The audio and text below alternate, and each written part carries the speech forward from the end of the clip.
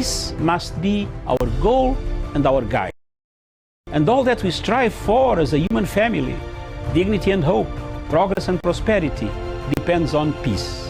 But peace depends on us.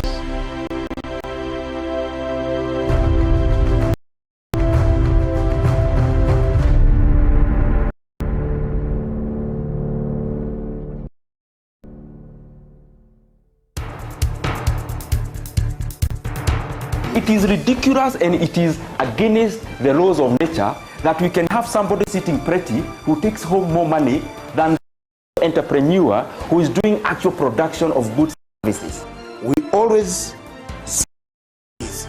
It is only in this country that when a thief is arrested, you hear elders from their tribe saying, he is our son and he is our thief. If you are deviant and I call probably you are already a leader, but you are in the wrong direction. We want to see the role of the youth, the security, governance, and development. The youth that I meet and work with here, you know, we call them the millennials and X's and Y's, this, that. They don't necessarily want to live like their fathers, do business like their fathers and grandfathers. They're more independent, they're better educated, and they're making everything move in this region. We look at the issues, we talk about issues that impact people's lives in Africa. The African peoples themselves continue to cheer bad leaders, and because they cheer them on, they continue to be misled. Let me ask you, Doctor, would you rather be somebody who does not enjoy so much freedom but you are rich? Yes. Or you'd rather be poor who you are imprisoned by the poverty itself? My goal is not to come here and say, I want the majority ownership, I want to own this, I want to own that, I want to do this. My goal is we all make money and we're all happy, and I help business here. Punchline is for Africa, with Africa, from Africa.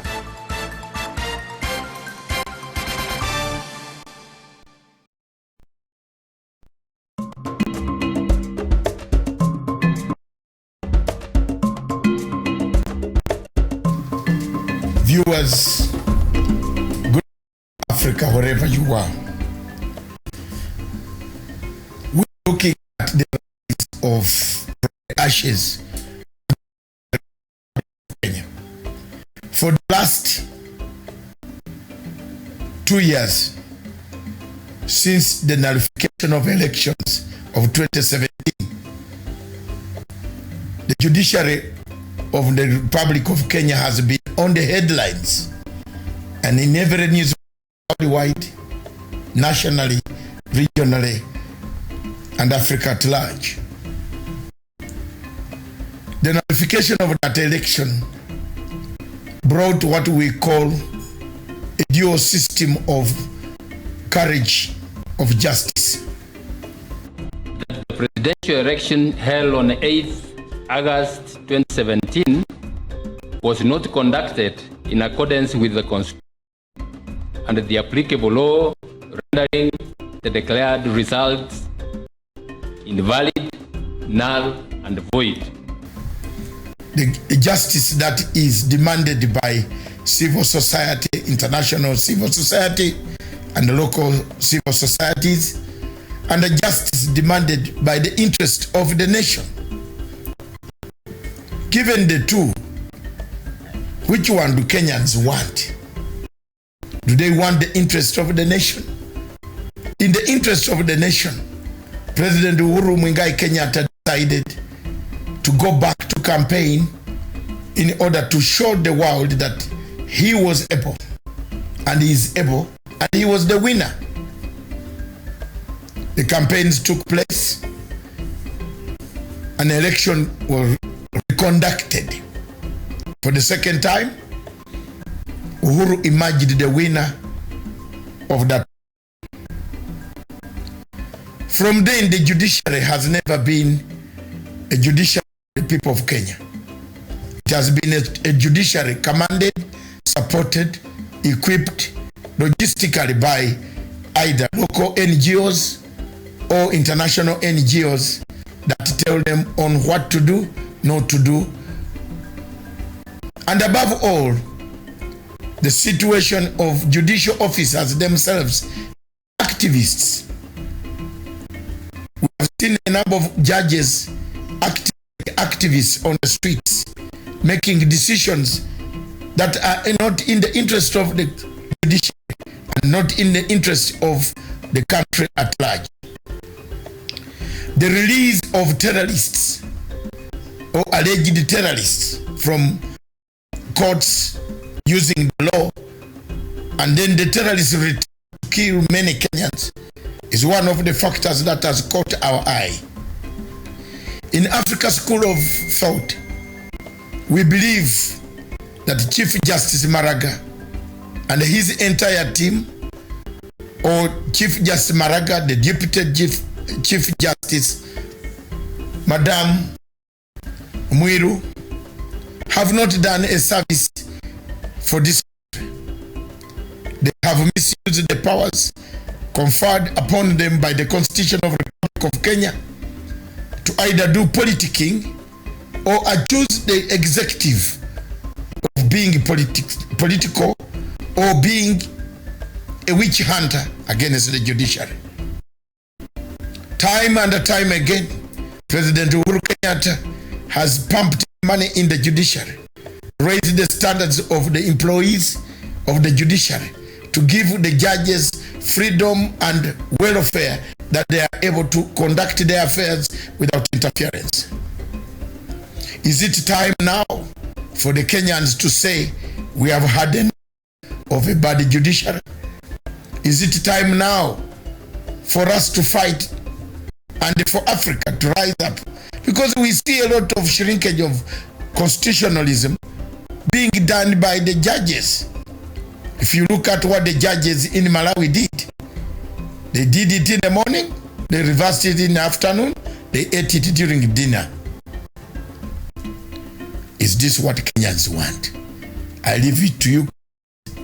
Our hopes lie on the judicial service, the new judicial service system that has been put there, and hopefully, and only hopefully, that one day we shall rise from the ashes of corruption. Thank you.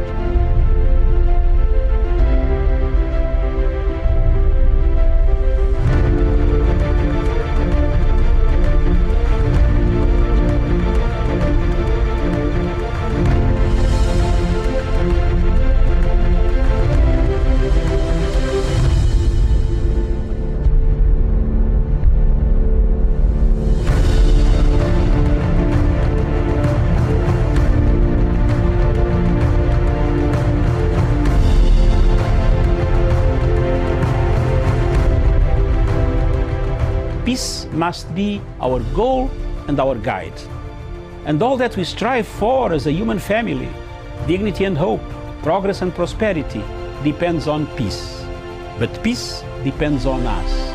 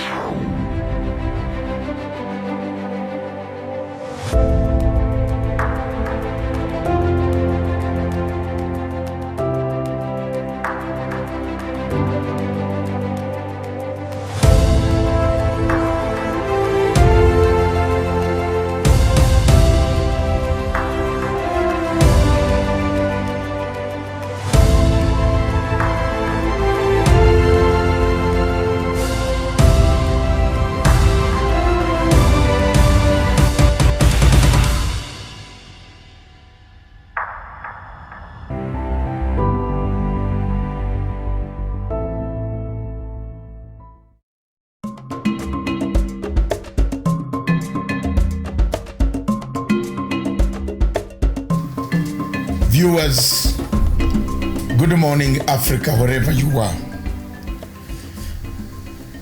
We are looking at the rise from the ashes of the Judiciary of the Republic of Kenya. For the last 2 years, since the nullification of elections of 2017, the Judiciary of the Republic of Kenya has been on the headlines and in every newspaper worldwide, nationally, regionally, and Africa at large.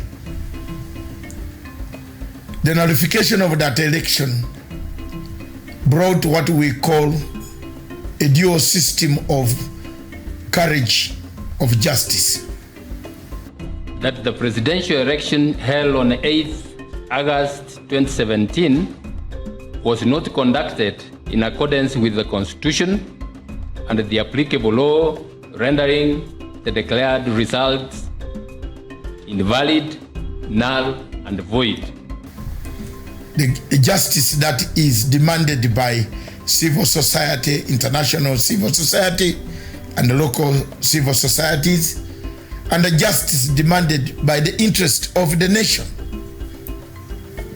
Given the two, which one do Kenyans want? Do they want the interest of the nation? In the interest of the nation, President Uhuru Kenyatta decided to go back to campaign in order to show the world that he was able, and he is able, and he was the winner. The campaigns took place, an election was reconducted. For the second time, Uhuru emerged the winner of that election. From then, the judiciary has never been a judiciary for the people of Kenya. It has been a judiciary commanded, supported, equipped logistically by either local NGOs or international NGOs that tell them on what to do, not to do. And above all, the situation of judicial officers themselves being activists. We have seen a number of judges acting like activists on the streets, making decisions that are not in the interest of the judiciary and not in the interest of the country at large. The release of terrorists or alleged terrorists from courts using the law, and then the terrorists return to kill many Kenyans, is one of the factors that has caught our eye. In Africa's school of thought, we believe that Chief Justice Maraga and his entire team, or Chief Justice Maraga, the Deputy Chief Justice, Madam Uhuru, have not done a service for this country. They have misused the powers conferred upon them by the Constitution of the Republic of Kenya to either do politicking or accuse the executive of being political or being a witch hunter against the judiciary. Time and time again, President Uhuru Kenyatta has pumped in money in the judiciary to raise the standards of the employees of the judiciary, to give the judges freedom and welfare that they are able to conduct their affairs without interference. Is it time now for the Kenyans to say we have had enough of a bad judiciary? Is it time now for us to fight and for Africa to rise up? Because we see a lot of shrinkage of constitutionalism being done by the judges. If you look at what the judges in Malawi did, they did it in the morning, they reversed it in the afternoon, they ate it during dinner. Is this what Kenyans want? I leave it to you, Kenyans. Our hopes lie on the judicial service, the new judicial service system that has been put there. And hopefully, and only hopefully, that one day we shall rise from the ashes of corruption. Thank you.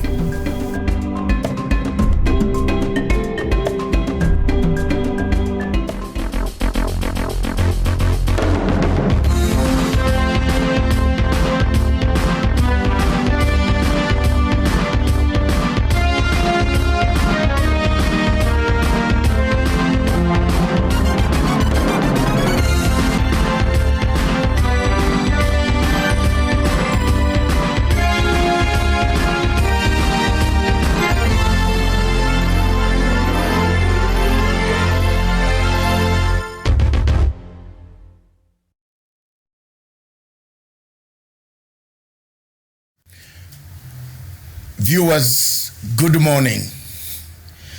This morning I want to address the issue of Uhuru Kenyatta's legacy. The legacy of His Excellency President Uhuru Kenyatta of Kenya keeps on moving, keeps on going forward and forward.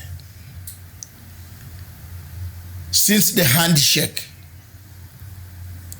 in 2018 that brought about the peace, the tranquility, the unity of purpose, President Uhuru's star has been rising.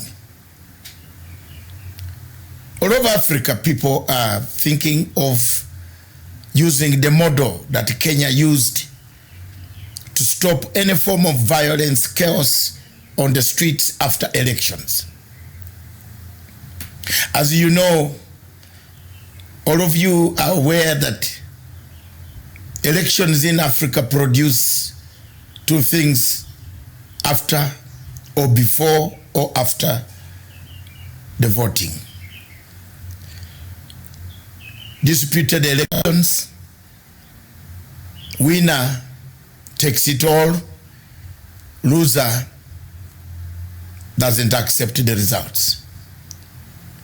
But the Kenyan model takes us miles and miles away from the normal type of democracy. The democracy, a negotiated format, a consensus format. A democracy that gives consensus a chance.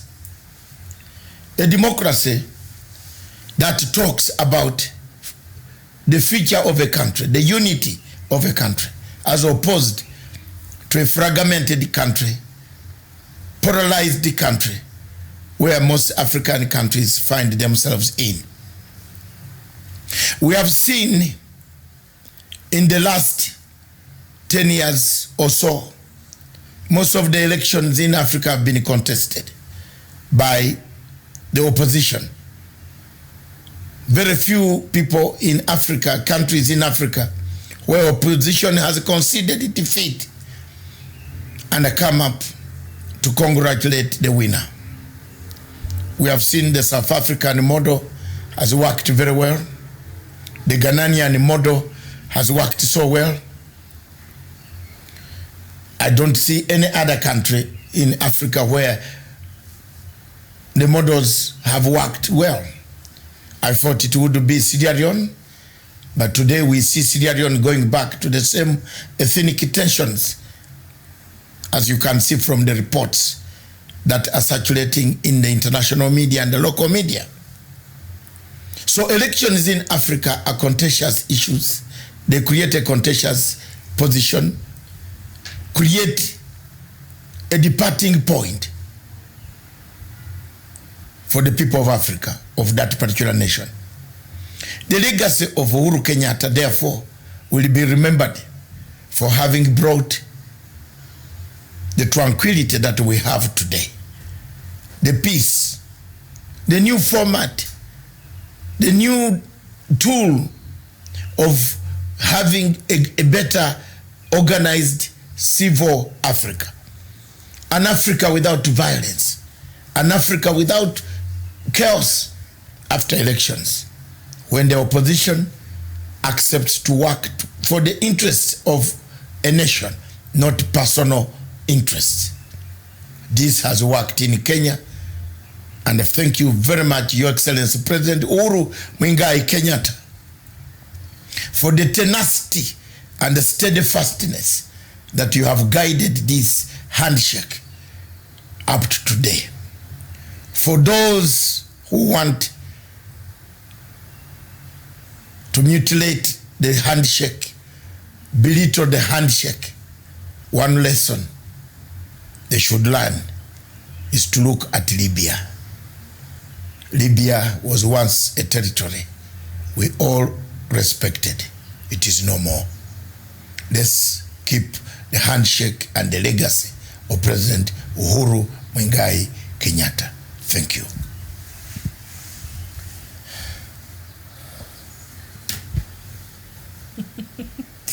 Good morning. That was very wonderful message to Kenyans and the doubters of the handshake. Thank you very much. You brought a good spirit last night. You sent it. It is delivered here. Thank you very much, viewers. Welcome to Good Morning Africa, a show in Africa that ticks, a show that brings to your doorstep the news. Today we finished that first part of the legacy. Quickly, today we are gonna do it as quickly as possible. Yes. We have lost 23 minutes, but we shall be there together with our brothers of South Cameroon Broadcasting Corporation. We have a few variances in our satellite system, and those who are not picking us on this frequency, we shall be putting you on the satellite system that will be seen, and you will be seeing us very shortly, either today or tomorrow. We shall be there. Thank you very much, viewers, and thank you very much. Good morning, Miriam. Good morning to you. This is the crunch time. Tomorrow, the government of Republic of Kenya will read a budget. That is a matter for the afternoon, in our people's opinion, where Tawish and yourself can tackle it. What are the obstacles of the budget?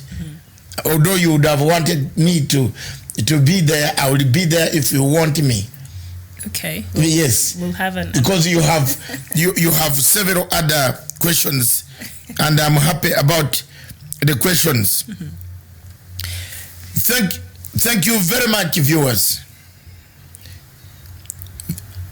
Viewers, it is now very clear that we need to move in a direction that can bring unity of purpose. This country needs unity of purpose. What can we do to bring about that unity of purpose? Let's take 1 minute to break and then come back. Miriam takes us through the topics. All right. Hello? Yeah.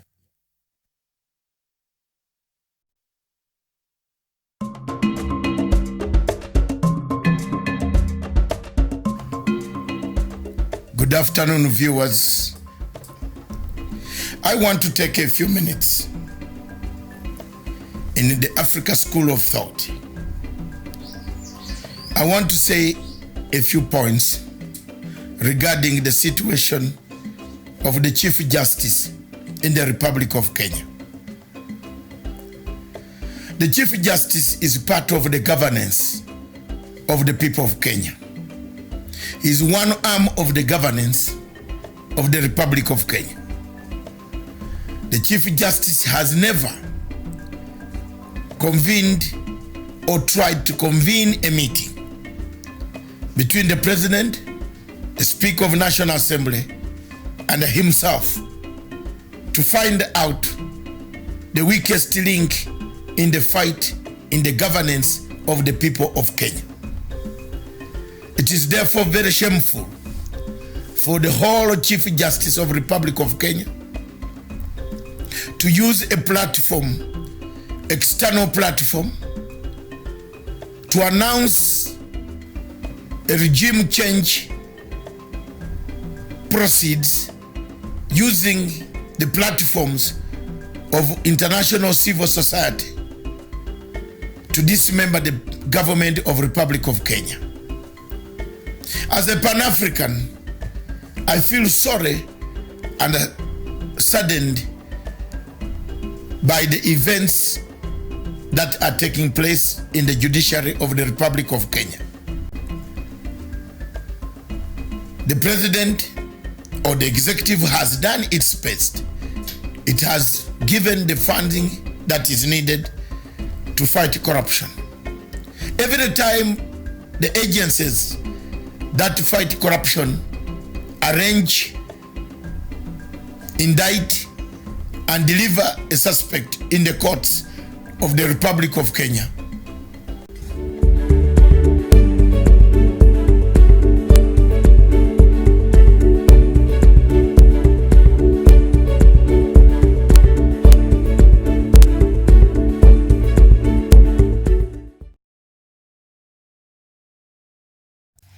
Indeed, a very good morning to you, and we are glad that you could find time to join us today. This is Good Morning Africa, and we just, Dr. Matanga has just talked about the Uhuru legacy trends on, and now another topic that we are going to look at is East African United Against Money Laundering and Corruption, and also is corruption the determinant factor in Kenyan politics, as well as Kenya Judiciary lost in their own mess, and who can help. And later on in Diaspora Dispatches, we'll be looking at is Africa at crossroads with the new global order. And at the top of the hour, of course, I'll be bringing you the latest news happening across the African continent. So, Dr. Matanga, we've seen the new notes and the new currency in Kenya, and the level of jitters it has caused. And of course, the central bank governor, the government of Kenya has asked our neighboring countries not to accept any more Kenyan notes, any more, exchange of Kenyan currency, so that once they can work together with the Kenyan government to make sure they are given the new currencies, so that those people who are wanted to go outside the country to perhaps change the notes that are apparently people had stashed in their houses may not do that, and that will help curb money laundering and corruption. Will that really be effective? It is. Mm-hmm. It has become effective. Mm-hmm. And for the first time, I want to congratulate the East African community, leaders and heads of state of the community, to sealing this thing of saying if Tanzania changes the currency, nobody should run it to Kenya to change it to go back. And it is becoming very difficult. Some of us yesterday tried to bring in money if you go to Western Union now and you want 2,000 pounds from London, my dear sister, you need to go with a lengthy, statement showing who is sending it and why it is coming in.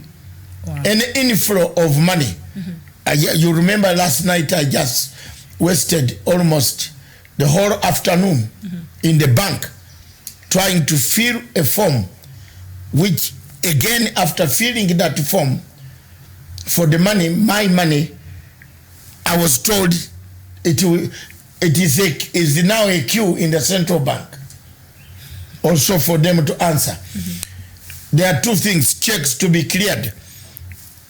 For a check to come, the bank has to be opened. The central bank has to open the data point. I don't know what the people in the IT or ICT call it, but there's the point. What do you call that point where the data comes from? Mm-hmm. The bank has to open for you before you start. So you want to see the checks. Wow. It is like marking an exam every night. Mm-hmm. There's a unit at the central bank now that looks at all the all the for a specific amount of transaction. Yes, no, everything. Wow. They flag everything. Mm-hmm. They are flagging anything which is unusual. For example, if you are bringing $10,000 into the country, that account will be flagged. And that is an order. That's $1 million from the central bank. Yes. Then you bring 20,000. Okay, you bring $10,000 today, 20,000 tomorrow. Now at 30, it will be flagged. And that bank will be brought to notice. There is a telephone to the owner of the general manager. We need to know who is the owner of this account. This is effectively working. Yesterday, I saw it with my eyes. I had to sit in the bank up to the almost closing time. I missed all the shows in the afternoon here. Coming back, and they told me, no, the papers are being looked at. By the CBK? Yes, they look at the bank itself. The bank officials are so worried in the bank that nobody would like to touch anything. But they have been the ones working with the culprits, with these money launderers. Remember the case at the Barclays Bank? Yes. Somebody purportedly went to keep fake currency over there. So the banks actually have been aiding some of these corruption cases. So I think they should be worried, and they should be worried for a good reason. Yes. And you could see the panic in the bank. I was there, and I could see a simple thing. There was a check. I wanted it paid. This is my account. The money is there. I want this check to be cleared. They say, boss, it could be refused. It's your hard money. But it could be refused. Yes. Because they want to know why is it being sent now. So there is no work free. There is no work free even in the Forex Bureau that you people are saying they will change from the Forex Bureau. The Forex Bureau, all day, it is electronic. Your passport, your money you are changing, your ID, they must rhyme. Or else the license is taken away. So even the Somali Forex Bureaus that people were saying it will not work. People are scared. And in Uganda now, the order is you don't accept any Kenyan notes except CB, Bank of Uganda, which will deal directly with the government of Kenya. If people want money from Kenya, Bank of Uganda will order from Mr. Njoroge. That's it. Now loopholes have been closed. I think we have a problem now. No, it's a good problem. It's a good problem for the rest of Kenyans who are tired of this money laundering and these corruption cases, because now the people who had stashed money in their houses, what will happen to them now? Because even in Tanzania, it's the same order. The order, yes. Tanzanians, for them, they have been waiting for this moment. Yes. To actually tell Kenyans that tuliwaambia nyenye muko namna hivi bwana, tutaki pesa zenyu, mrudishe pesa zenyu kwenyu, mjeushie pesa hizo huko mbali, tutaki hapa mafurugano yenyu ya pesa, tutaki. Tanzanians have already taken the lead on that, and it is working. The same to Rwanda. Rwanda is worse, because don't play about with Rwanda, because you might not come back. That's another problem. Rwanda, you might not come back. So not because Kagame will do anything to you, but the law will lock you up in Rwanda. Yes, that one's... I like the Rwanda law. Is very clear. If they catch you with drink driving, they don't panic with you. They take your key, take your car, you go. If you have drunk too much, if you are just smelling some levels of alcohol, they will take your card, take everything, tell you to go to court on Monday. If you don't appear on Monday, the police, the local LOC will be on you that you have a crime you have committed. You better go and sort it in court. The police are very, very organized in Rwanda. They tell you, sir, boss, sorry, unfortunately, this car, you won't move further than this. It has been impounded. We want to take a few details. Then you can walk home. Walk home. Or get a taxi. So this is 12 midnight. You walk home. But there are no thieves there. No, where are they? Thieves, they are executed. It's a free state. So it's a safe walk too. It's a safe walk. So you do exercise, like me, you lose a few fat flowing down, you walk up. By the time you reach your wife, the beer is finished. You're sober. You are sober, and I tell madam, just give me cold water or hot water, depending on the temperature. If you are hot, you are sweating, you need cold water. If you are cold, you need hot water. That is Africa working. At some place, Africa is working. It's working, yes. And we see it working. Because you come to the second topic. That's why I chose this topic. I link them all the way. Are we losing it globally? The global trend is creating us. Are we losing our values? Yesterday you saw several things, as we shall see in Botswana and other things. Is Africa losing its value? The values of Africa. Oh, the ruling from Botswana. And other places. Yes. When they showed me the countries in Africa that have taken a stand on this, oh Jesus, it only Kenya outstanding. Kenya made a different ruling. The rest, Africa, Mozambique, South Africa, Nigeria, my God. Hey. So are we losing the African values? The African values. And culture. And the culture. Where are we heading? So these are some of the things that we want us to look at. But East African states on this money issue, kudos. Kudos. And as you'll explain today, this afternoon, together with Mr. Samuel Tawish Ole Sesana, you will see exactly what takes place in East Africa, who is helping Kenya to fight the war against corruption. Kenya is doing it, East Africa is doing it, the whole of Africa is doing it. Britain has said no more banking there. Anybody with a fictitious account, you remember for them they started cracking last week. Yes. And there are people who are mentioned there who have money. So get prepared. So it's like the world was just waiting for an opportunity to come in and help Kenya in terms of... Because everybody wants Kenya to succeed, yes. Everybody wants Kenya to succeed. Yes. Gentlemen, ladies and gentlemen out there, Kenyans, when you see us writing these articles, we are not writing them for the benefit of ourselves.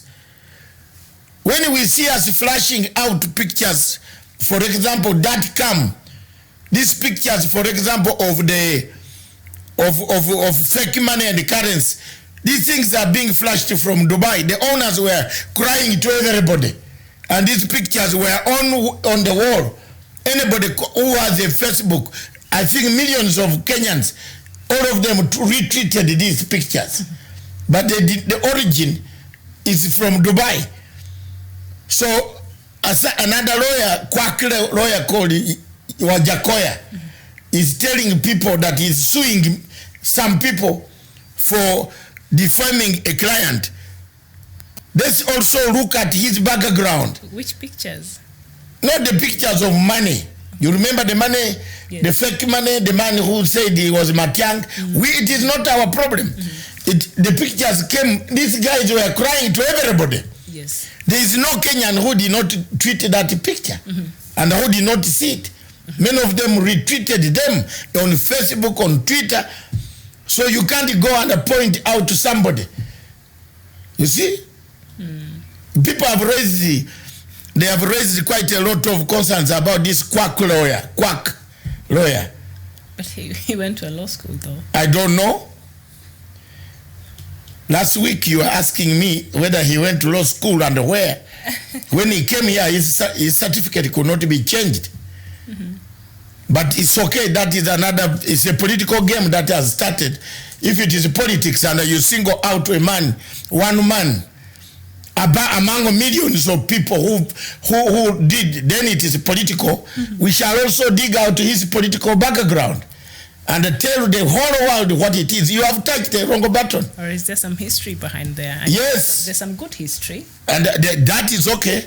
The good history, when you help a raper and the raper turns up to eat you, it is good.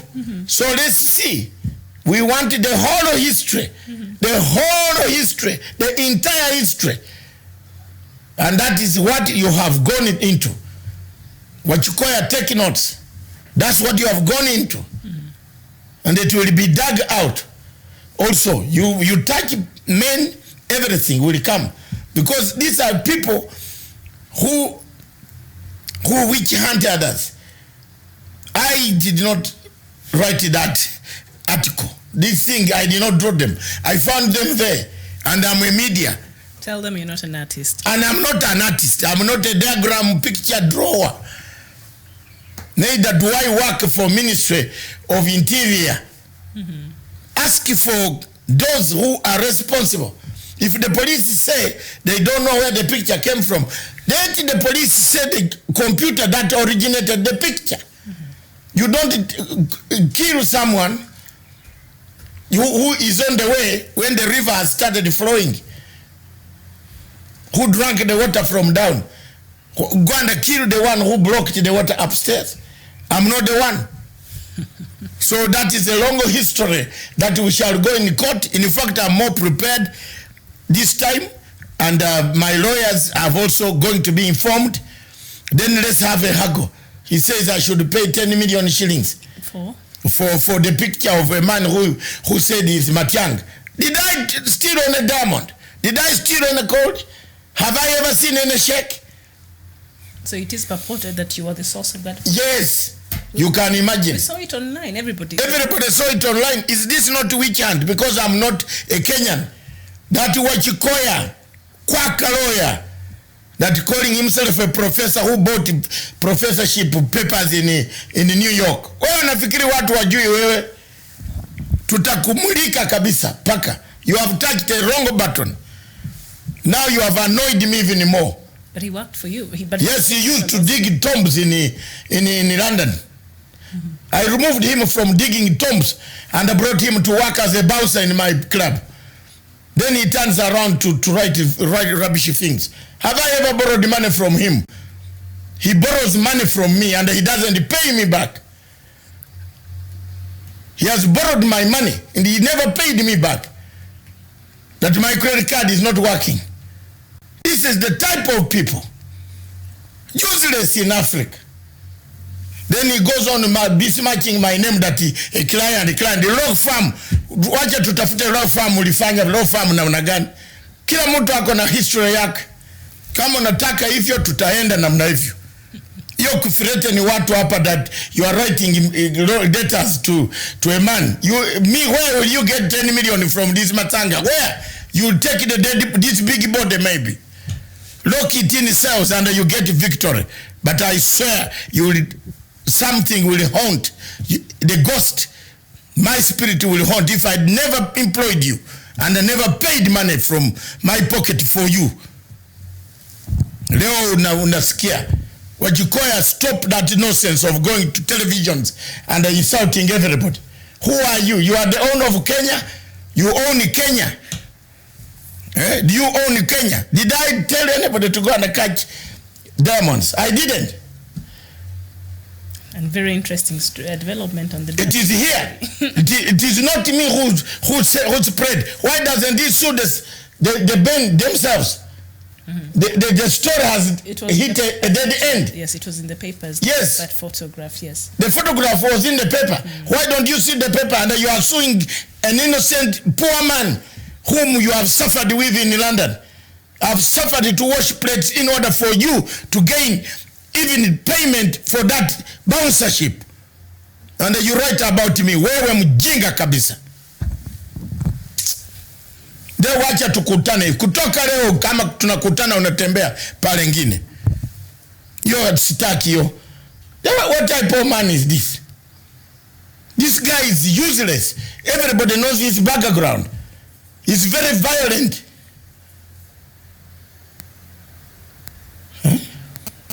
Namwambia kitu kidogo namna hivi anataka kupigana hata kwa studio. Is that a professor? Thank you very much, viewers. We are here as investigative journalists.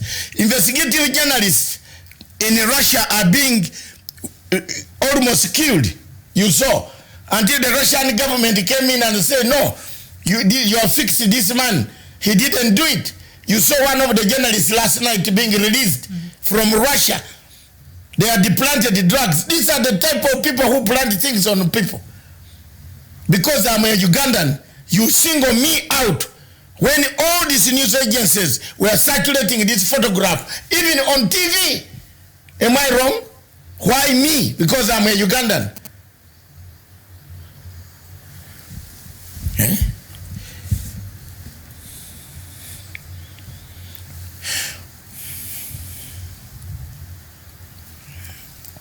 Thank you very much, Miriam. Take charge of the TV. The train left the station. I've been trying to, No, it's all right. Take charge. We need to tell you the truth. The truth, yes. These pictures were there. You might see people coming here thinking the boss has done anything wrong. No, the pictures were here. Everybody was retweeting these pictures. So you single one person out. Only. Surely, a man you know, whom you know very well, who has ever helped you. You have never helped me, even to take out my jigger. Kutoa my jigger from my foot. You, that's why you have a bad background. But by the time you're meeting, you do not have jiggers, so, Doctor. This guy is very bad. By the time you're meeting, they were jigger free. A man who has grown up children. You behave like that to another man who has grown up children, who have married, who have produced grandchildren. You behave like that. What type of lawyer is this? Why target a Ugandan? Because you think a Ugandan one day cannot have a state? One day could have a state and you might not have a state. My dear, life changes here, Mr. Wachikoya. Did we know that you would also come to London? You found me in London. I did not find you in London. You found me. You yourself, you came after Moi chasing you. Let's tell the story why Moi chased you. When nafikiri utaweza watu. Hiyo story sasa itaanza kutoka. Tuone who will be in jail. Enda pole pole, mister.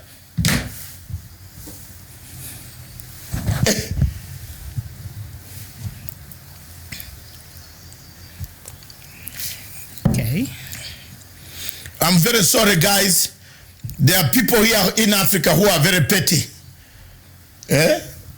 If we are doing investigative journalism, we all bring, there are pictures here that we can't bring here. Pictures in Nigeria, we can't bring them. In Cameroon, we can't bring them. But there are pictures of fraudulent operations. Pictures like those of people who have been involved in. I am not the sheikh of Dubai. I don't know the fucking sheikh. I don't know him. I have never seen him.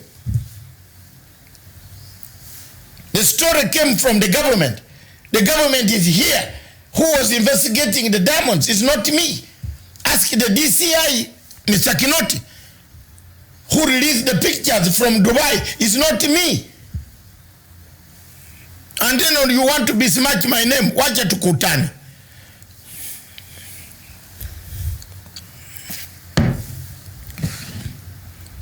Mjamaa alinipigia simu, alinitisha, anasema ataniua. I've kept quiet. I've only told the DCI. They are aware. He told me on the phone and his record is here. It's recorded here. So I do what he's going through. He's going to go through. Thank you very much, viewers. We now come back to our topic. Corruption is being curtailed in Kenya. The new notes have made an advance, improvement, another way of fighting corruption, not only by jailing people. You can use systems. You can use systems. Now this one of Kenya, they use the systems.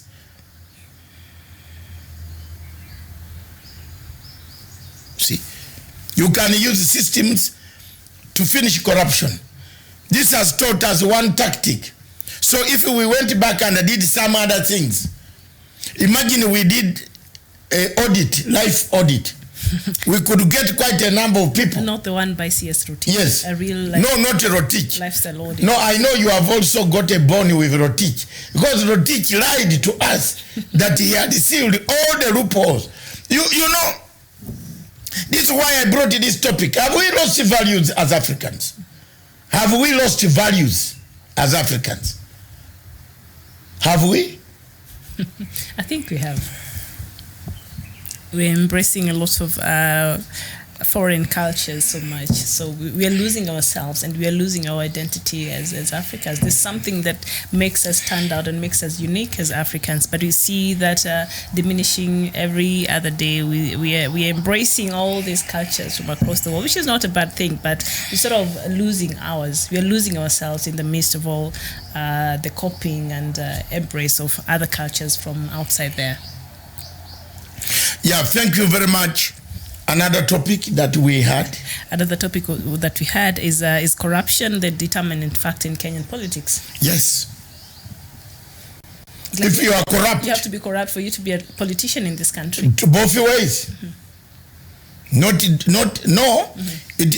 wrote this to say, will it be a determinant? A factor. In 2022. Do you think Kenya? Do you know why I wrote it? Ask me. Why? Musalia Mudavadi is in the race. You have seen the news. He's in the race. He's in the race. Now, Mr. Ruto cannot play about. He has to go back to his strategy. I told you, you might be killing Raila.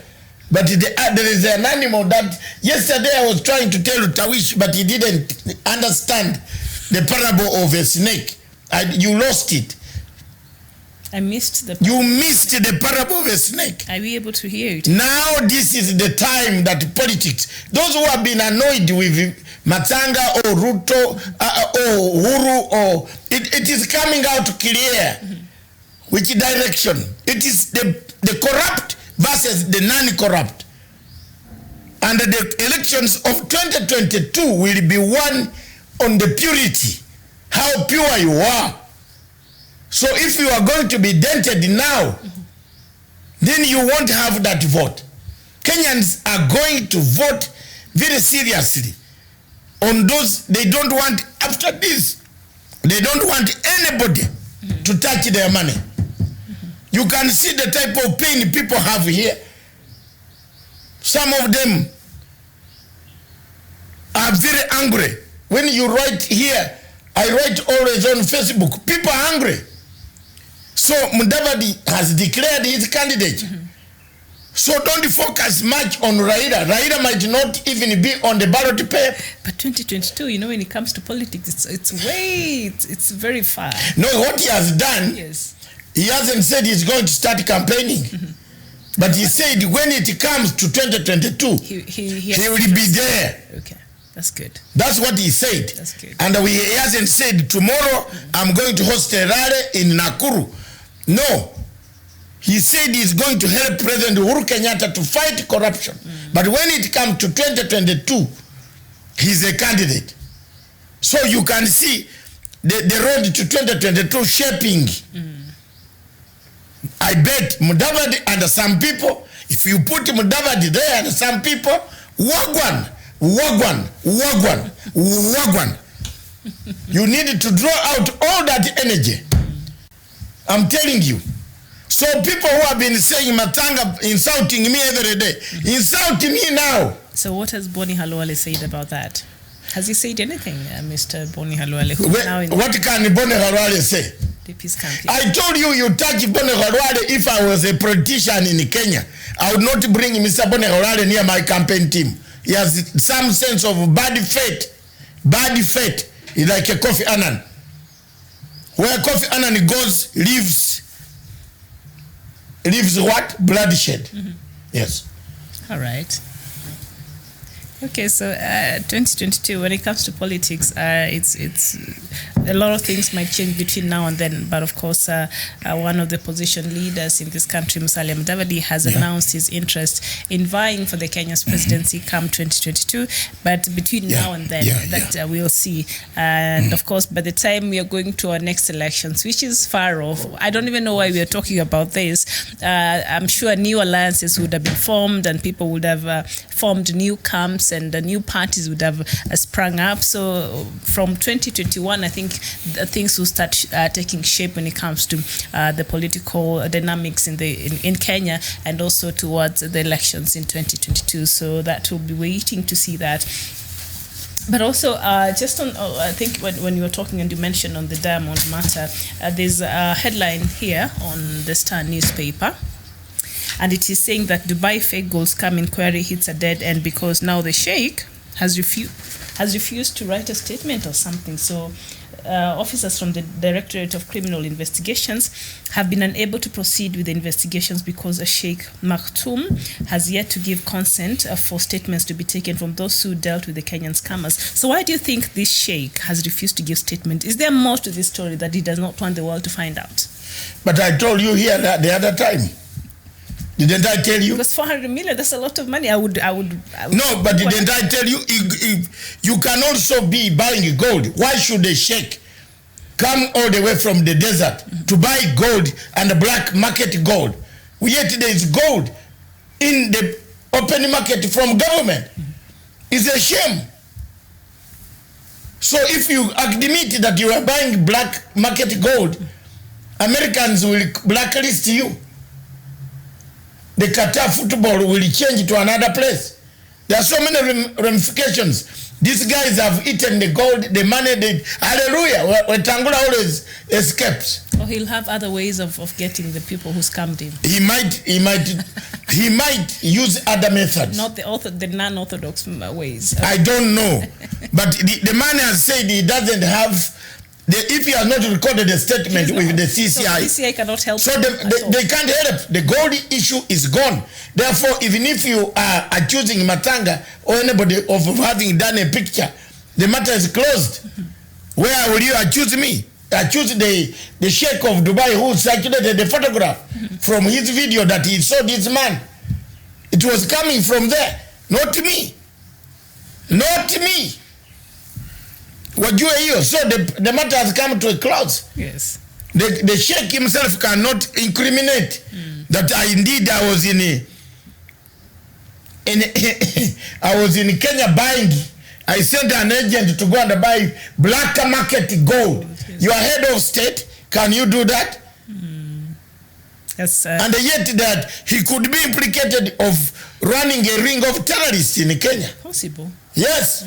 So many things. So he had to abandon, lose. But an Arab does not lose. No, he doesn't. No, they don't. He will look for that money, and whoever touched the money better be prepared to take it back. Well, all right, Chol Makerdeng, you're asking, do you have any news from South Sudan? Yes, I do. And I'll be reading the news-making headlines from Africa in just a bit. So hopefully you can be just a bit patient with us. We finish some on the Kenyan matter. House cleaning. House cleaning. Call it house cleaning. Do some house cleaning. From the country where we are. Yes, and then actually it's almost top of the hour, minute too. So give us the next 2 or 3 minutes, and then 2 minutes. Yes, I'll be coming with I've got one. Welcome back. What difficulties did you get on our website? Because you have not been on for a long time. Did you find the difficulties when you are trying to find out? We are always on, but it looks like something is not working. Give us a feedback on what is happening behind the scenes, so that we know, we correct. Maybe it looks like something is blocked somewhere before we go to an advanced stage of bringing experts to help us. What difficulties? Is it a general Facebook problem, or there is something particularly which is not? Tell us. Yes, tell us your experience when you're trying to access our link or our page. Let us know if you're having any difficulties, and if so, in what manner, so that we are able to help and to make sure that you receive us clearly and without any problems. So, Doctor, you feel that the Kenya Judiciary is lost in its own mess. Why? It is lost in its own mess. Yesterday you saw on the case of Sang, the same judiciary issued anticipatory order. And then when they arrested Sang, they took him to the same judiciary which quashed the same anticipatory order. Because they said there was an order, a warrant of arrest out already. So there was no need of getting an anticipatory order. Isn't this a mess the height of all madness that we have in this Chief Justice Maraga and his group. I have said it and I continue to say it. Walai ya Mungu, mtoe yu mtu. 2 years to go, we need a judiciary that can operate in Kenya, that a judiciary that can sentence people, that can interpret the law, that can help the people of Kenya not to lose money out through dubious mechanisms. That's all we need. And speaking about, the Nandi governor, Stephen Sang, was yesterday charged with malicious damage of property and incitement to violence that led to the destruction of 2 million Kenya shillings tea bushes of Kibware estate. So the governor went and broke the law, and you're saying he was given what? Anticipatory bill, and then what else? with the same judiciary. So yesterday he was charged and with malicious damage of property and also incitement to violence. Thank you very much. And speaking about corruption and around the courts, the FBI, Federal Bureau of Investigations of America, has now, breaking news that has just come in, has now agreed to come along to Kinoti and DPP to fight corruption, to help them in forensic investigations. Hapo ndio tunaenda. We've not curtailed money laundering, curtailed. Watashika watu. They're the best. Thank you. That's the greatest news we have just received from the United States of America in Washington, D.C. That has just come by Capital News, and one of my contacts has just sent it. In the Capital News. But also, could we maybe get a few of our officers to go there and train? And it is actually for a long time. You have got it. Yes. They will come to train officers here. Okay. Some will go there. They will give laboratory. They will give assistance in terms of laboratory equipment analysis. If you catch fake money, how soon can you detect it's fake? Because someone came and said my dollars were not fake. You saw one of the thieves. Yes, Obed, was his name Obede or who? I don't know. I don't want to hear them. Dr. Matanga, Agoti is saying that you need bodyguards to protect you from the bad guys. You are our eyes against corruption. I think so many people have started saying so. Isn't it? What do you think? I'm not worried about you because I know you can actually take care. He is security himself. So by the time you get him down, then I don't know where you will be from. And I know you got this. So, but thank you for the concern. He's okay, I believe. Is there a need for us to get worried? No. You already recorded us. I'm a soldier. Yes. That's one. God saves me. I don't mercy people. I only talk what is available here, Mama. Yes. Yes, like now, the DCI they have sent out a note to everybody, and your journalists that they have now secured. The Federal Bureau of Investigations has pledged the United States support in Kenya's fight against corruption. This follows a meeting between Director of Public and Director of CID Kinoti together with FBI Deputy Director David Bondwich. That's good news. Yes. I'm excited for that. In a meeting which took place at the Bureau's headquarters in Washington, D.C. The Kenya delegation led by DCI Director Mr. Kinoti, Director of Nordwin Haji, yesterday met with Director F. David Bonin, lauded Kenya's efforts, which includes mine, because I am always on it. Yes. Yeah. Yes. And they tell me now, when they tell you... So I'm also thinking, because now the international community and outside Kenya, they've been seeing President Kenyatta's efforts to fight corruption. And I think that's why even these countries are willing to come in and help him, because he's been pleading, he's been going out there, and it seems as though in his government, he is from his quarters. He seems to be the only person who's really concerned about the fight and, fight against corruption. And so the international community has seen the effort he's making, and they're willing to come in and help Kenya fight corruption. So that is a good thing. And that is kudos to the president for the efforts. He has been very relentless when it comes to the fight against corruption. So I'm happy that action is being taken, and we will not hear any lamentation anymore. So that's good. Yes. Yes. All right. All right. So do I? Yes. Top of the hour, can we have news all the way coming from Miriam Ogut? All the way coming from. Yes. I'm just here. All the way coming from German. No, I'm just here from Nairobi. Or from Nairobi. Game. She's a game herself.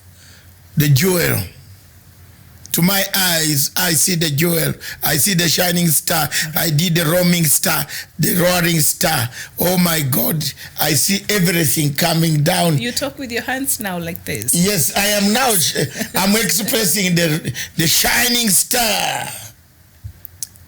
I'm poetic today. Are you not happy I'm poetic? That's good. There comes a time. Oh, there you are.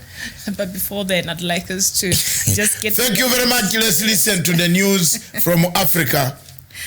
Wherever you are, keep watching. Yes. The people of Cameroon, tomorrow I'll do 2 subjects. Hold on. I hope you're sitting here because I have very hot news from Cameroon, from Ambazonia. Good news? I don't know how. Bad. I don't know how you'll receive it, but just relax. I hope. I hope Bia has died. He's not dying. He's still alive? With that wonderful wife. The wife. I don't wish people to die. But Bia, hey, oh, wait. The people of Amazonia are being killed, Jamen. Hey, no. Africa, please. Let's cry for these guys. And before we cry for them, there's some worrying news from there in their leadership. So let me just go through and then... They are fighting again? It's more than that. They need me. All right. I'm a peace mediator, Amazonians. I am the one who started this thing on international scene. Come to me, yeah. Okay.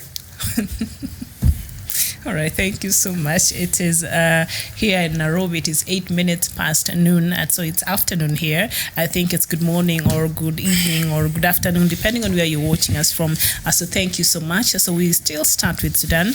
And leaders of Sudan's Alliance for Freedom and Change have agreed to end civil disobedience from yesterday, 3 days after its launch.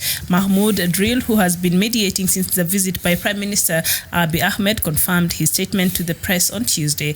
The two warring sides agreed to also resume talks on the handover to power to a civilian authority.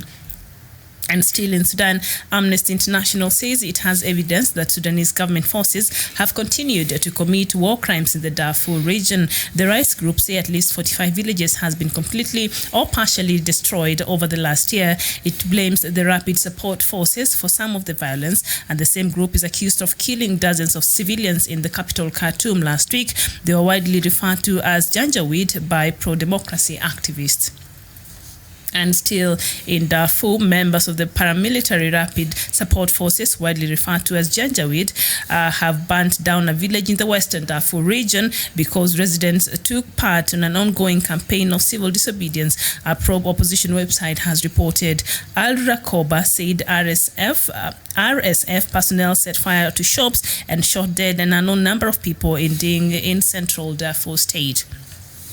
And we go to South Sudan, where a court in South Sudan has jailed a prominent economist and government critic for 2 years for speaking to foreign media. The prosecutors argued that Peter Biar Ajak's interview with U.S. broadcaster Voice of America amounted to spying on South Sudan. His lawyers have dismissed the charges as politically motivated and said they would appeal against the sentence. Mr. Biar was arrested last July and charged with treason, although the charge was later dropped.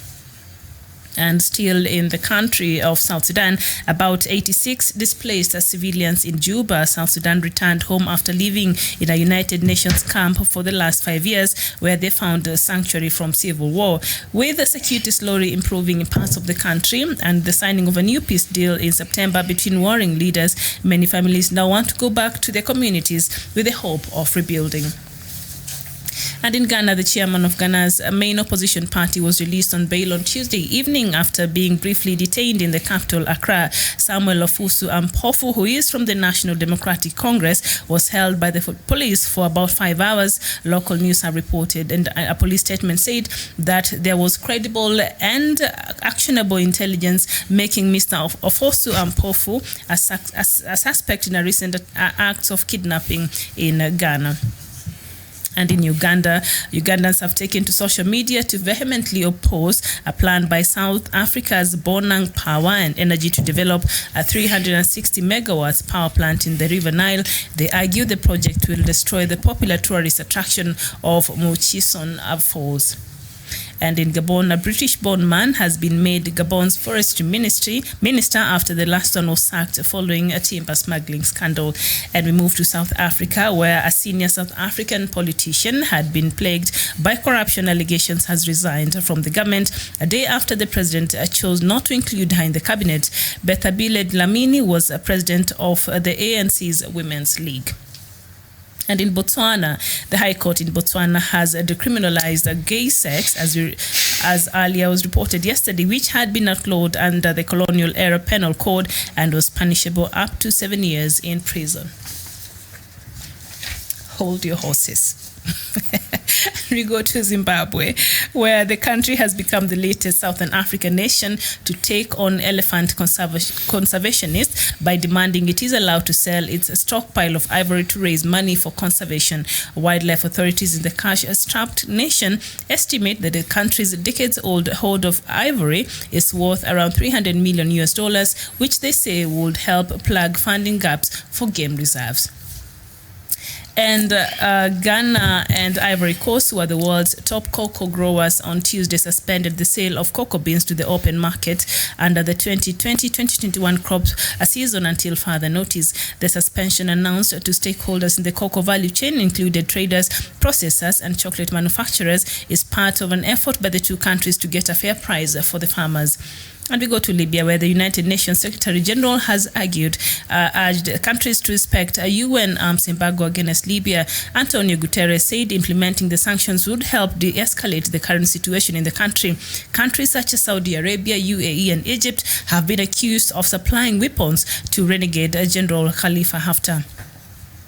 And in Ambazonia, the international community should pressure the government of Cameroon to allow free access to human rights organizations and humanitarian relief organizations in the Anglophone regions, the Social Democratic Front has said. As one of its resolutions at the just-ended national executive meeting of the party in Yaoundé, the party thanked the international community for their assistance to persons affected by the crisis in the northwest and southwest regions of Cameroon.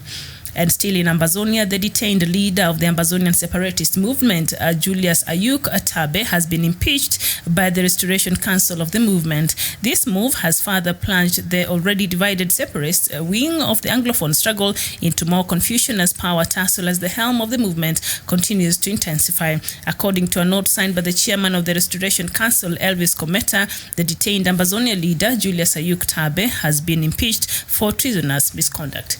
The guy is already in prison. So what other treasonous misconduct would he even... That's the news you wanted me to hear. Yes. And that's the guy we always see the picture. Yes. I don't know what he has done from prison. I will ask my Cameroonian counterparts before I make my comment. What treason can you... You're already in prison. Maybe they suspect he's dealing with... You know, I have advised the Amazonians who are fighting to liberate this country that in guerrilla warfare and almost when a battle is about to come to an end, everybody looks at power, and power. They want to take power. So people are not looking at, they want to choose, they want to eliminate others, they want to remove some people from the space. This guy is already in prison. What has he done wrong? Surely not. That we want to know. We had done this, we did this thing. Me, I didn't know anybody in Cameroon. I didn't. I have never known anybody except Derek and others in the television we work with and a circle. And then the only Cameroonian I knew was my lawyer. And his name is Chief Charles Taku, one of the most powerful lawyers on this universe, who saved me from the hands of Ocampo. Not Bensouda. And Ocampo and Bensouda. Ocampo is the one who indicted me. Then Bensouda followed to prosecute me, but he failed. failed very miserably. I've suffered a lot on these things. Don't bring that story. I can cry tears. I was indicted by Saitoti, ordered for me to be arrested and be kept in Fairview like a chicken. Fairview Hotel. It's a beautiful place. Yeah, thank you very much, Miriam. Fairview is yes. It's British. It is British when you are going to go. This Fairview is the one near the Israel embassy. It is good when you have gone to eat. Not when you're detained. Not when you have been told under orders that you have to stay there and be interrogated by some stupid bazungu. Very stupid with their trousers, which I cannot wear. And that was a man called Professor Alex Whiting, who interviewed me. He's now calling himself a professor of international law. An American coming to interview an African. Yet America does not want any of their citizens to be interviewed. That's what I went through here in Kenya. I suffered. My children, my wife, my family suffered. And then people go on joking with my name. Stuck here. I was interviewed for nothing. I have never touched any witness. I only told the truth about the witnesses being bought, procured by people who are now, some are dead, some are still alive, some are still walking, still plotting to go and do some other things. NGOs, they are there. Then I was arrested on the orders of the Minister of State for Internal Security to be interrogated by a stupid American. Stupid, very stupid American. Because I was standing for the truth of these guys of mine. 3 days. I was only allowed Chief Taku, a Cameroonian lawyer whom I hired. Do you know how much money I paid that guy? $780,000. 780,000 US dollars, over which I lost. Who has paid it?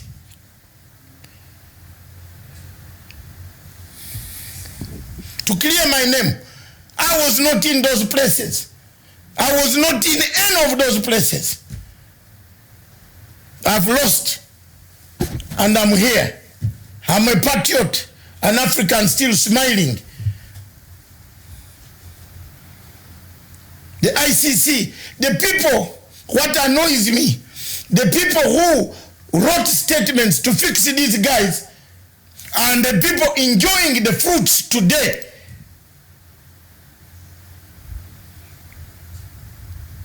That is equality and the quality of the earth. But before God, I am humble. He has seen me humbled. What he has given me is life to continue talking to you and breathing this air, isn't it? He has not sent me to anything. God has seen what I did with my great heart. But those are the things I went through. The record is there, Miriam. A very serious record. So many things went behind the scenes that you people did not know. I suffered. 2011, 2012, I suffered. This type of politics that you see here in Kenya made me suffer. One wing wanted these guys to be locked up. Another wing did not want. So I fell in the middle. So I was a ping pong of both until I decided to stand by the men who were implicated, whose names had been selected by political amnesia that took place at that time. I speak as an elder.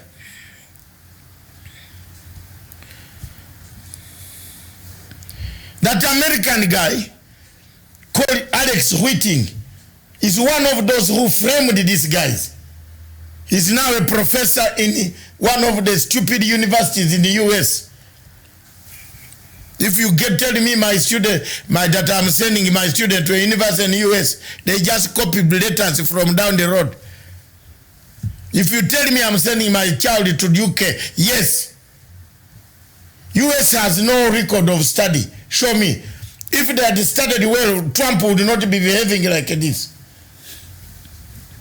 If there is real study in the United States, Trump would not be behaving the way he behaves. He would have manners towards humanity. Trump is a special case. You know, he's the head of the United States. The leader of the. So what type of education is in the US? Where show me? The only place where there is decorum of education is the United Kingdom. Believe me or not, am I wrong? And Canada is leading, actually. Yes. And then, yes. Because in those places, you don't cheat a certificate. You don't. That's why I can know that Wachikoya went together with in the university. I can't tell you. The rest of the degrees he got outside the UK, I don't know them. The one in the United States, I know them. In the UK, he did it because he was being a bouncer at night at my club. Then he could go to work with me. We go to different universities. That one, he did it. The rest, I don't know. Whether they were got from Houston, what? I don't know. Minnesota, what? I don't know. You can't take my child to United States for study. I can't allow it. One of our viewers is asking, what about Harvard University? Mr. Amolo Bani Rock, are you familiar with just a recent scandal with the Ivy League of schools? The rich parents who are even buying their kids to the SAT, the one you do for you to pass to go to join your university. They were actually rigging. They were buying people to sit those exams for their kids and paying heftily to join those universities. So there has been a lot of scandals. You can't do that in the United Kingdom. Ivy League of schools. So in the United Kingdom, Miriam, you are right. Every student in the UK is given a student number. One number, which like now, people don't need to be CV. People in the UK don't send the CV. Send the number. They will ask you for your student number. They will know everything. Because that is the only number that you will use everywhere. You want to touch a college, you want to take a certificate number. So they trace your education. Someone cannot tell you he got a degree from the United Kingdom thinking it came from a river road. No. It's not there. No. That minister will resign to discover 5 degrees from river road. The Minister of Education of the United Kingdom resigns. Because how did you allow it? Because each student in the UK has a number. Your number. Therefore, you'll use your number. You tell them my number as student. You got a student loan. Some of us have just finished paying the student loan today. You still pay. That is the number. It shows you went to school. With your academic, you place it there, the number, they will say, hey, yeah, this is our person. Then they go and look for your papers you used to write in this African English. They bring them up. They use them for research.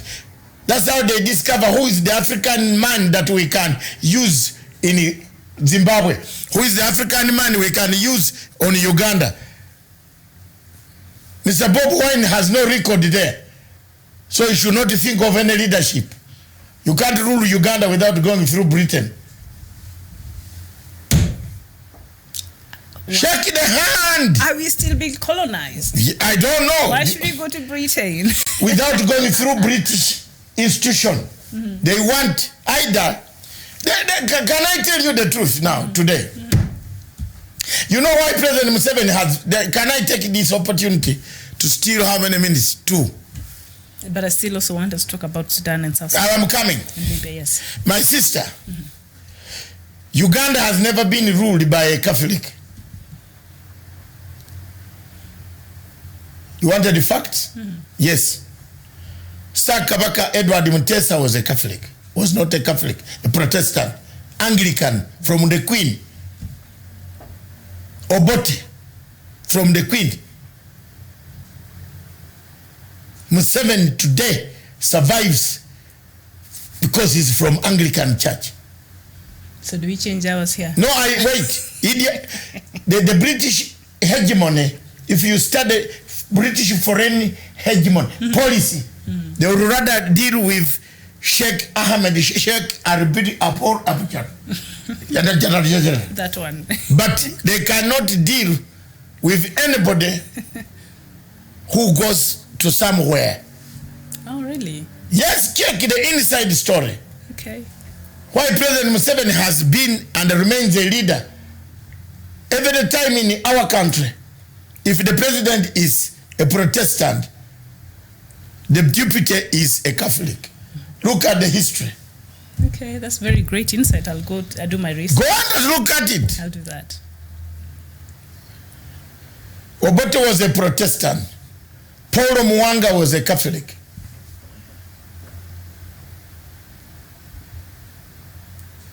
Let's go Babiha. Obote won. Even Idi Amin tried to balance. So was he an Anglican, Idi Amin? Muslim. I've told you the British external systems would prefer either deal with Sheikh Abdul Shabek Abba or, but they, when it comes to that, if you can ask me, why was there a war between the British and Irish?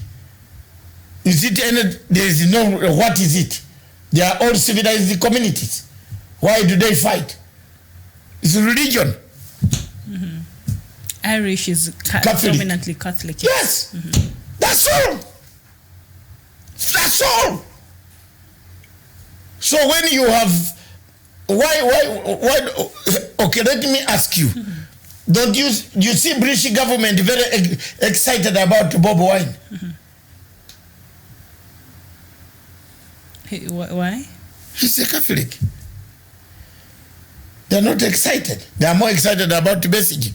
Touch Besigye now, and you'll see. But he's been... touch Besigye, the British will write a statement very quickly. They've been touching him. Yeah, every time they touch, but you know, they are not very admired. In your own words, he's been molested several times. Not even molested. The guy has been molested. Eaten. And spit out. Beaten every time. Yes. Go deep and read our history. You will find that these are facts, viewers, which I'm stating. And a Ugandan will tell you. And the younger men who have just grown up under Museveni, 34 years, you don't know anything. Listen to me. That's what it has been. President Museveni enjoys the support of very serious. Also, he emphasizes a lot, goes to church. That's why you had Namirembe and Rubaga. They had, those days we couldn't see eye to eye. One of our viewers here, Ina Oki, thank you so much for writing to us. You're saying in Africa, corruption is a major determinant in politics, just as the judiciary is a telltale. And again, Africa should free ourselves from the European religions. What do you say to that, Doctor? One of? I'll repeat that. Ina Oki is saying in Africa, corruption is a major determinant in politics, just as the judiciary is a telltale. Again, Africa should free ourselves from the European religions. He thinks we should go back to our roots. I think so. And pray under the trees. That is what was coming in the topic that is being consumed. Have we lost our global order? But I wanted to give you the background, to give you more notes about Uganda. Yes. So that you can find out that what I'm telling you is the truth. Yes. They will never allow you to touch that country. Okay. As long as the Queen is present. All right. That's there. All right. So now in Libya, the United Nations Secretary General has urged countries to respect a UN arms embargo against Libya. And of course, Antonio Guterres said implementing the sanctions would help de-escalate the current situation in the country. Countries such as Saudi Arabia and the UAE and Egypt has been accused of supplying weapons to renegade General Khalifa Haftar. So whatever is going through right now in Libya, it's what seems to be repeating itself now in Sudan, because the three major players, UAE, Saudi Arabia, and Egypt, they are the ones who are contributing to what is happening in Libya. But I'll just take a very short break and then I'll come back and then we will talk about this in detail with Dr. Matanga.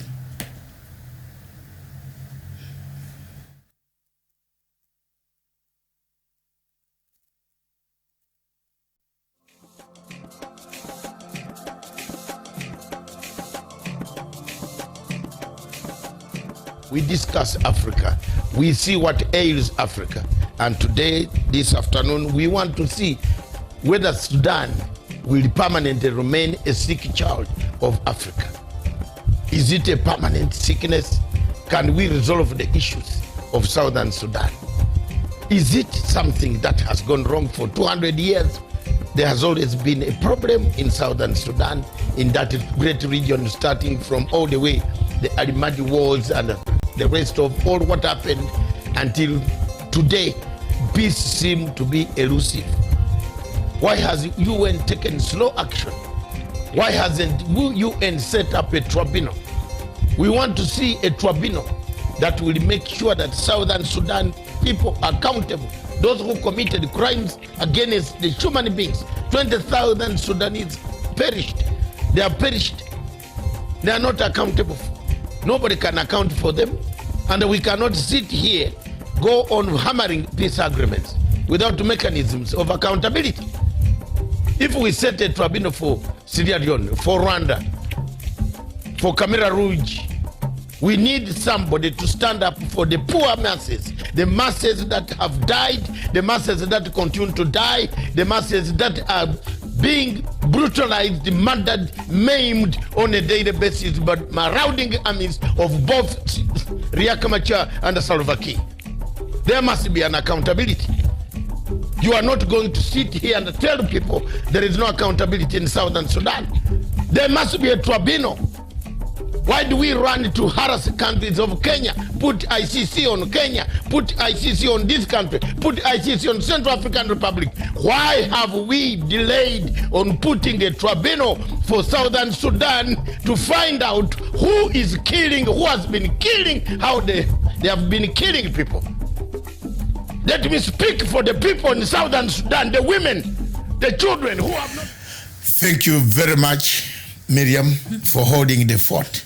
Yes. Before we left, I left you on Sudan. Was it? No, on Libya. And the United Nations Secretary General has urged countries to respect a UN arms embargo against Libya.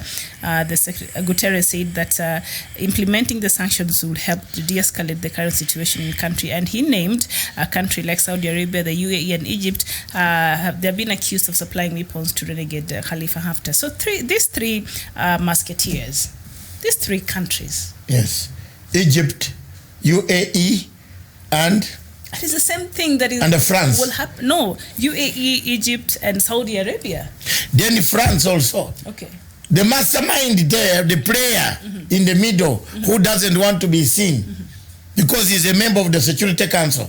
Now, if this resolution goes to the UN Security Council, guess what?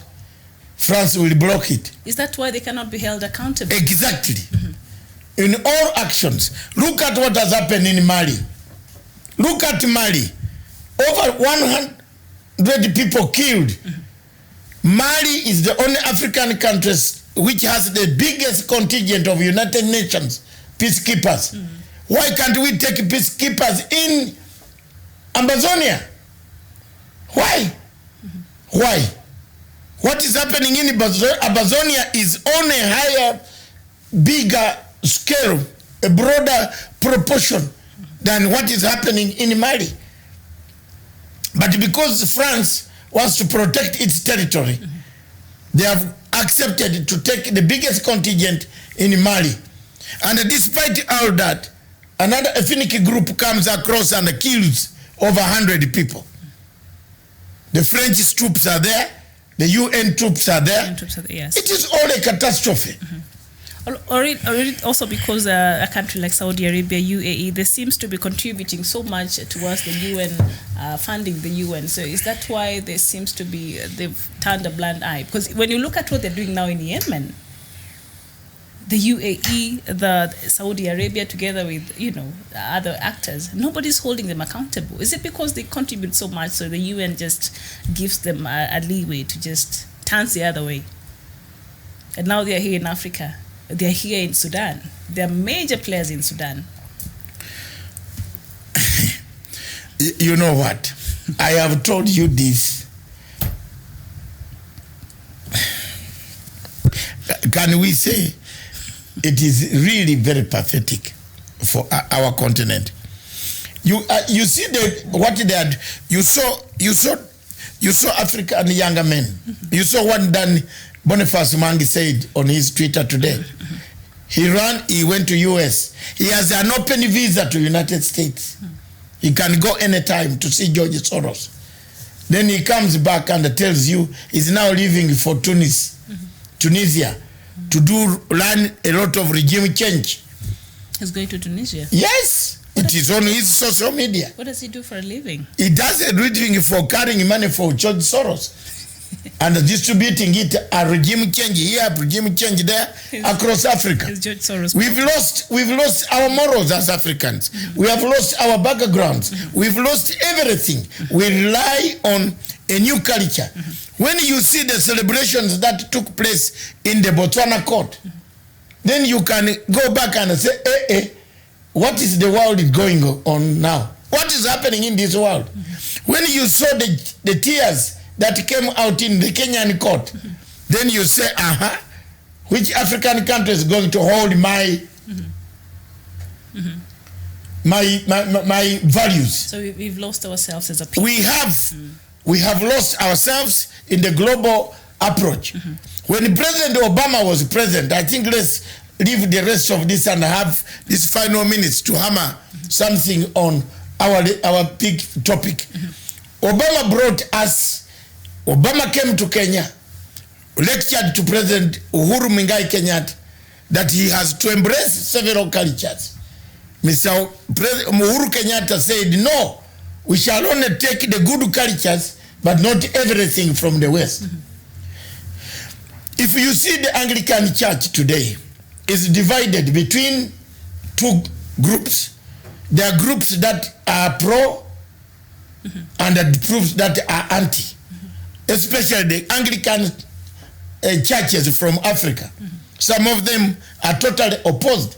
Because when you carry this behavior back to your congregation, some people in Africa still believe, for example, in our clan, in our tribe, anybody who is supposed to be abnormal, a witch, a wizard, is buried at night. Yeah, even I think also in my culture. We don't bury him during the sun to show, because this spirit can go in the sun. Or somebody who has committed suicide. Yes. They're not given a normal burial. Because an abomination. So have we lost our original culture, substituted it with trousers being tied in the thighs? Our children today wear trousers being tied in the thighs, not in the waist. Yet a trouser was measured in the waist, not in the thighs. If you tell your daughter, your son, not to wear certain things, your daughter or your son is going to tell you, what is your problem?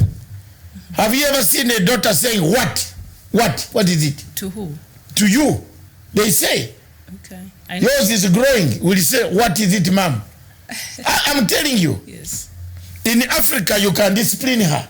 But when these are in those developed countries, you can't discipline them. That will be child abuse. The children in schools in those developed countries are taught to pick a telephone call to call 9999 or 911. In Africa, we teach our children to follow our footsteps. Yes. The trend has changed. Miriam, changed, yes. no child is following the father's footsteps because they have peer groups. When your child goes to a school where men and the men or women and the women have same teachers teaching you are married to each other in that format, the child will not come back home and tell you, Daddy, I'm also interested in the same book. Then you say, which book? This one. And tomorrow, Dad, I'm bringing my guest. Then you say, okay, bring your guest. Which guest? Special this person. one. Okay.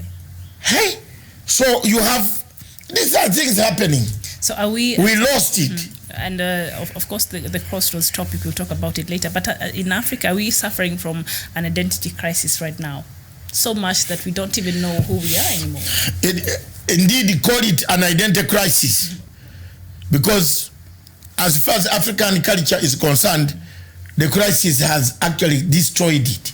It is no more. Yes. Wow. So anyway, I got one. It's called the .com generation. The .com generation does not want, it asks you, what is it? What? What? What do you want? What do you want? Yes, they ask you, what is it? What do you want, ma'am? What do you want me to do? What do you want me to do? My friends are going out. They're going out to hang out. I'm going to hang out. Then you ask, hanging out where? On a tree? On a bus? On a train? Hanging out where? Oh, ma'am, I'm going for sleepover. Sleepover where? Is there no bed in your house? They're going to hang out on a tree. On a tree? Or yeah, you ask, is it a tree you're hanging out on?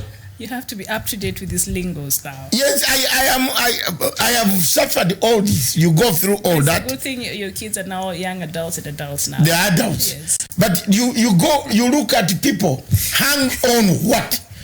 I want sleepover. There is this word even in Kenya here. Yeah, sleepover. Kenya here, there is a lot, sleepover. Sleepover. All the big girls here you see, I'm coming for sleepover. Okay. The girls 20, 25, 27 sleepover. Why is it 27? They walk in at 27 years from those, even those above 20. They do sleepovers now. Sleepover for teenagers. Not even for grown-up girls. You go to sleepover to where? Over tree, over nightclub, over Kiza, over where? Sleepover. A friend's place, I guess. Then when they drinking beach drinking, they come from there. They now one room. And now they sleep over. You sleep. You can see the real sleepover. Okay, they're tired. They've been hanging out. They're tired. Now they come back for the sleepover. Yes. All right. These things are happening here in Kenya here. Yes. On Friday, you see the girls telling you they sleepover. What's that? What? Where's the sleepover? So we've lost it. We've lost it. Are we able to redeem that? Are we able to go back to where did the rain start beating us as Africans? It's good to copy, to borrow us a few things that will help us move forward. But it comes to a point where we're losing ourselves. Then it's counterproductive. You know what? The global trends have changed. They have moved. New generations have come. In fact, that is what most of the men in Uganda. There is a boy of 7 years who does this rap. He raps. And the president said he has to go to school. Yes. The CS, and he was taken to school by force. By force. The president and the minister are saying he has to go to school. Because other young kids will think, I don't know. No, others have now come up. They're competing. There's one who's saying, if he's singing from 7, I'm singing for the opposition. A 7-year-old. 7 and 11. 9 and 11 years. You listen to his songs. Can Samson look for that song? It's the Ugandan. I thought it's just fun. Both. It's political. Mama.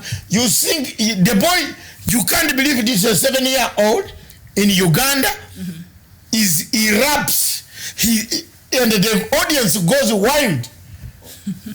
So Ugandan authorities are saying, do we keep talent or what do we keep? There has to be a balance. And I'm happy they took him to school. They ordered that he should go to school, because at 7 years old you're not in school. What will your future look like? At least you need some education so that you can even write more informed lyrics, I think, in the future. Yes, so as they look for that. A 7-year-old doing political music. If we get the song here, you will be shocked. Okay. The boy is singing Bamuwe, Bamuwe, Museveni, Bamuwe, Bamuwe, all this. So, the minister of, there is, by the way, Ugandans are watching this right now. I love that minister of Nakawala Chiyingi, the minister of youth. Yes. I love her so much. She's very good. Madam, keep it there. She's honest. She's honest. We have not reached a stage where we say talent overrides education. Why people in Britain go for talent is because there are social structures. It's different. Even if you have not gone to school, if the talent collapses, you can go back to get income support on Friday. Yeah, by the government. Yes, by the government. But in Uganda, we haven't got income support, no structures, no social workers, no community workers, no all this who check on us to see the welfare of each and every. Aha, that's the boy. He's so young. That boy, he has brought so many things in Uganda. Mama, my God. If you put this boy here, this guy, look at the glasses. They are bigger than his head. Pretty much. So what is all this? Is this the life we want in Africa? But I blame the adults. The glasses are bigger than his head. The boy's head is small, the glasses are big. He's 7. And the man, when he gets the microphone, this younger man, the guy is 7 years. When he gets the microphone, wala la la la la. And the men are cheering. I think the adults around. In a nightclub. In a night. At night, yes. 7-year-old in a night. That's what the society is. That is so sad. It's a very bad society. At 7, a child should be asleep by 8. Yes. 8 p.m. And the minister, I love the minister, Ugandan minister, give her my number. Huh? Nachiwala Kiwingi, Mrs. Call me. Call Dr. Matanga. That is very good. You have a present for me. You want to get her some lunch? Not lunch, present. Present. She has, this lady, this one here, that is the woman who can manage Uganda. You have done it very well, madam. A boy like this, look at the glasses, they're bigger than his head. And the blings and blings. Sonko. This is Sonko part 2 this here. Is Sonko Junior. We want the talent. Madam, that one, I am with you. We should encourage talent, but appropriately. Exactly. Yes. Go to school, get your certificate, then come and do your talent. Yes. Or be at school and start with school drama. Balance it, yes. School drama, school music, school band. I was in the school band in senior 4, senior 3, senior 4. I was a band leader. I did not start the talent at home in my country. Did you have blings? And no, the blings those days were not available. And big glasses. My father to find you with a bling oh my God. You don't know what we have gone through, some of us. Give us salvation. My father to find only a socks is dirty. You might not be yourself. But also, I think the adults around him are using him because they know the election period is here and they'll cash in this boy's talent. No, but the NRM has said, the minister, this lady, please, whoever knows the number of this lady, send it to me. Sam, look for this number. Sam, look for that number. I need it. I'll call her. She deserves a present. She did very well. She stood her ground. She sent police there to get the kids. Yes, in fact, there were centers for rehabilitating such people. Or maybe they would have given him like homeschooling. What for him? Let him go to school. Aende kwa shule, homeschooling at 7. Yeah, he needs to go and socialize and learn some skills with other kids. Play with the... This could become a suicide bomber in the future if you do homeschooling. With all that bling? Yes, suicide bomber. If you give him homeschooling, he's lonely. Look at his Psychologically, look at the boy. His tiny fingers with the blades. You know, he has more, the glasses, sunglasses are bigger than his head. Stop saying that. There's fire, no. Oh, here he is with the... Look at the boy. That is Madam, Honorable Minister of Uganda. You have taken our hearts. Thank you very much. And I think it was also coming from a motherly place. Yes. She was looking at it. And please stick there. Yes, don't be intimidated by these musicians. Take him to school. In fact, put police on him. If the government can put police to make sure that he doesn't go anywhere. And he doesn't go to the club to yes. At night. How can he go to sing in a nightclub? Go sing. I wouldn't. Let me tell you. I have learned a better way. I wouldn't be in such a concert. I walk out. Yes. But some elders in Uganda cheer the concert. It's unfortunate. That Aimbye Kulwa president. He should be singing. He's singing, praising the president. What? What does he know about Ugandan politics for him to even know? Then you know now, because this one was singing, at least Bobby this one was singing about the president, another one sprang up to sing against the president. The same age? Yes. What is? So what are we planting? Hey, we have a problem here, man. Because what are we planting? We have lost the moral compass. They grow up being very radical. The moral compass. Yes, we have. It's gone. With that, we have gone to divide and rule tactics that we are governed on. So the last word is that we are falling apart. And we have fallen apart. And also, wow. We still have 80 minutes. We still have some 8 minutes. And South Sudan, 86 displaced civilians are coming back to returning home. There seems to be some relative peace in some parts of South Sudan. So that Minister of Foreign Affairs may not have been very wrong.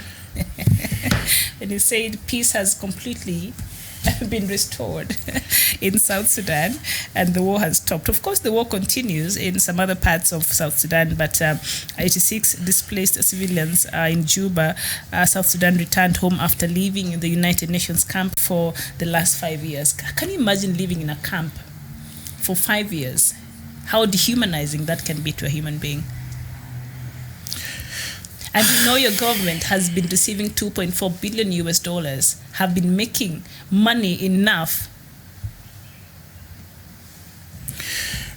to take care of you.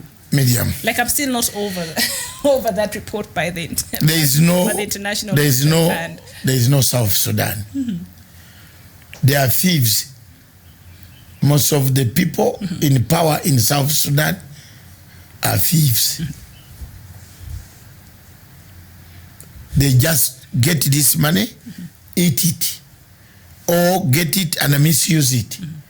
But not that South Sudan lacks money. It has money. We have established it has money. Yes, but they eat it, they buy houses, they bank it abroad, they pay Rainbagger to come and jail them. Mr. Agwine Anywa is here. I got one. Yes. How can you tell me that South Sudan is calling for Rainbagger to help them? Yet Rainbagger is the creation of UN tribunal. How will he help? So when you bring this topic of South Sudan, my heart starts having bumps, high rate of bumping. I think for me it's becoming very personal, especially after the new developments. So anyway, we'll keep Sudan up to date. Was the best country where you could leave your commodities outside to sleep. We Kenyans and Ugandans went there and took theft. We spoiled it. Now the war has spoiled it. The war has killed it. But one day we hope, one day it will resurrect and shine again. But also, just before we finish, I know we're just coming to the end of the show. An Amnesty International report says that Sudanese government forces have continued to commit war crimes in Darfur. The other day I asked you, is Mr. Hemeti not preparing a charge sheet for himself? Because they're blaming the Rapid Support Forces, the Janjaweed. They're coming for him very slowly if he's not very careful. Mr. Dugro. They've started with Darfur again. Yes. Yes. They are going to resurrect the Darfur issues. And now they'll tie it with what happened last week. Yes. So if he's not careful. That Duglo is my friend. I told you, Duglo is one man who could actually become the president of Sudan. Oh no. Yeah. Watch the space. I told you 2 things yesterday could happen in Sudan. One of them is Sudan could become, there could come another coup. Thanks. That coup might not happen now. The students could be neutralized and they remain opposition. You know, because Sudan now is divided into those who want Sharia law and those who want to modernize the Sudan. Liberal Sudan. So it is reached that status. All right. We want to take this opportunity to thank all of you who have listened to us. We haven't done badly today, although we had quite a lot of telling off people. But we have done very well, basically. Whenever I'm with Miriam, I'm very comfortable. And my heart sinks in a proper way, nicely. That's not a nice, I make your heart sink. That is not a nice thing. It sits. It sits, not sinks. Okay, sitting is good. Your heart continues to sit. What about yours? Mine is okay. Is it constant? You're a heart surgeon now. Yes, I can become, yes. So thank you very much, viewers. Thank you, all of you. Thank you. I leave it over to Miriam to conclude. All right, thank you so much, our viewers. And we appreciate you writing to us and engaging with us this morning or this afternoon. So we thank you so much. And hopefully we can meet in our next broadcast. But for now, it is bye-bye from the Good Morning Africa team.